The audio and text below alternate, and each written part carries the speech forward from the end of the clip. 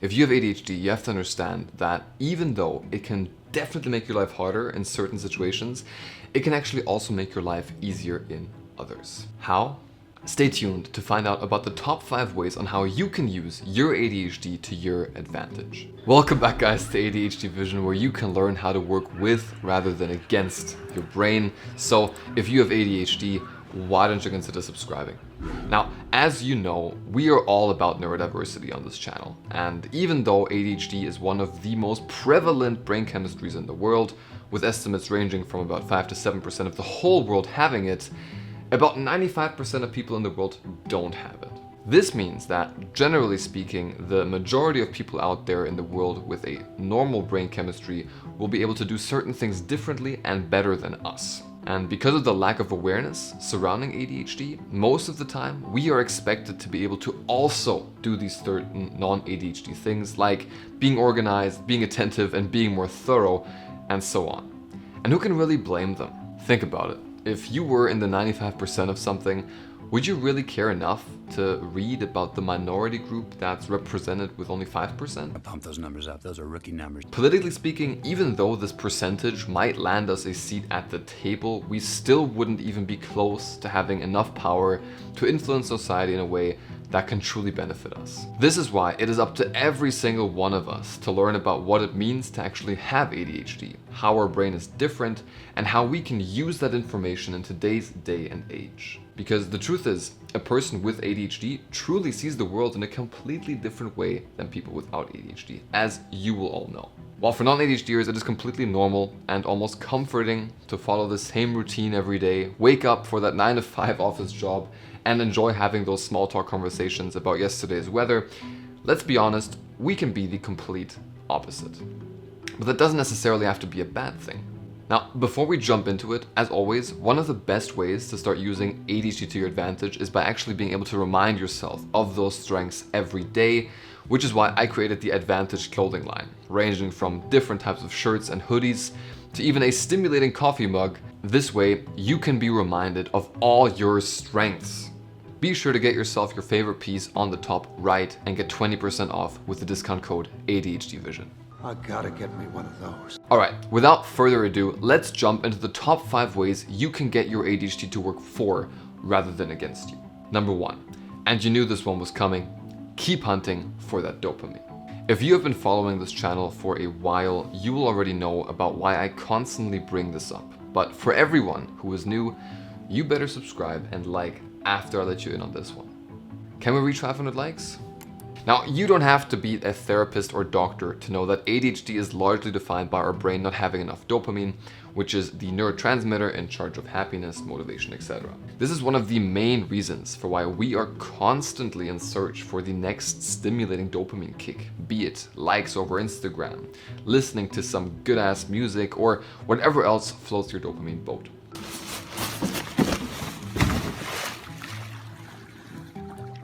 As I explained in the ADHD dopamine solution video, this dopamine deficiency means that we are a lot more inclined to go on so-called dopamine hunts that the average person doesn't really go on. Now, even though that sounds like a bad thing, people forget that there are some awesome healthy ways to get dopamine, like aerobic exercise, for example.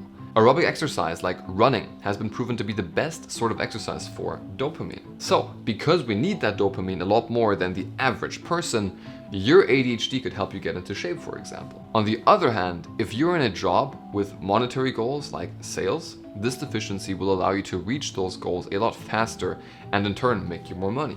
Taking this idea further, let's not forget that you don't need anyone to set these goals for you.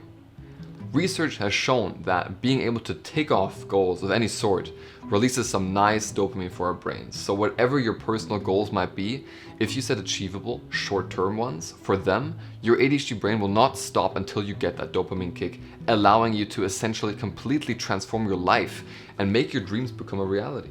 Every outsider who's ever been rejected know that their dream can in fact come true.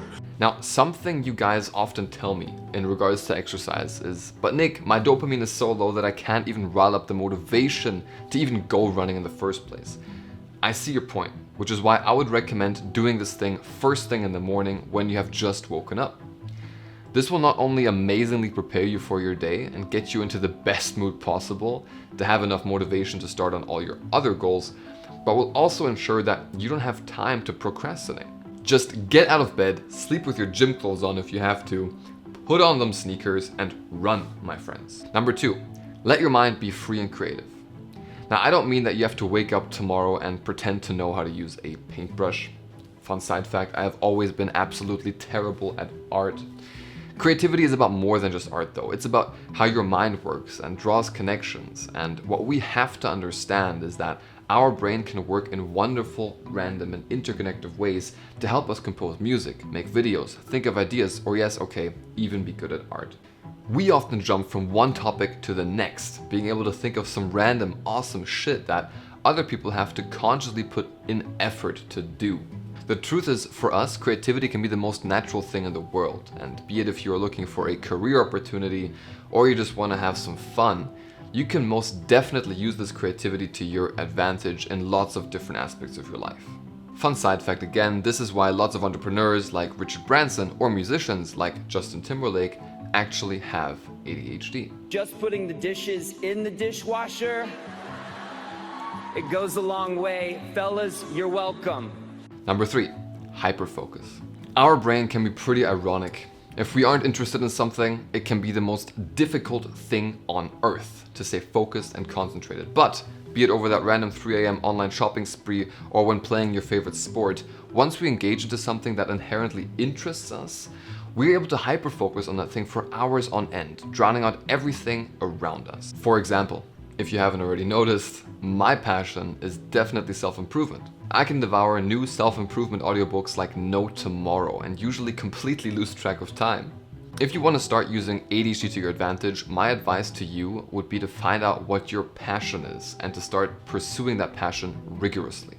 Now, because our brains love deadlines, what actually helps me to kickstart my hyperfocus is when I put a timer in front of me. I like to set it for 45 minutes, put my binaural beat soundtrack on, which you can find on the top right, and just work towards that deadline. Now, people always complain that they are lost without deadlines. Well, luckily for you, you can set them yourself.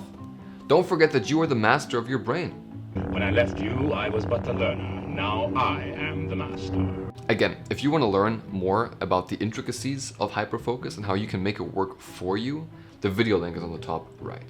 Number 4, enthusiasm and energy. Extroverted people with ADHD are usually the life of the party, always finding something new and fun to do. If you put them in an environment where lots of things are new and constantly changing, our brains are at their most stimulated. Basically, in these environments, we are rarely boring people to be around, which can help with making friends, lifting up other people around us, and just overall having fun in life. Where people without ADHD usually get too caught up in their own heads or don't really know what to do, we can be that spontaneous, energetic person. Please let me know down below in the comments if this is the same for you, but I only rarely find myself ever being bored, even if it's something that I have already done 1,000 times. If I find it even remotely stimulating, I'm all here for it. Number 5, we are not afraid to take risks.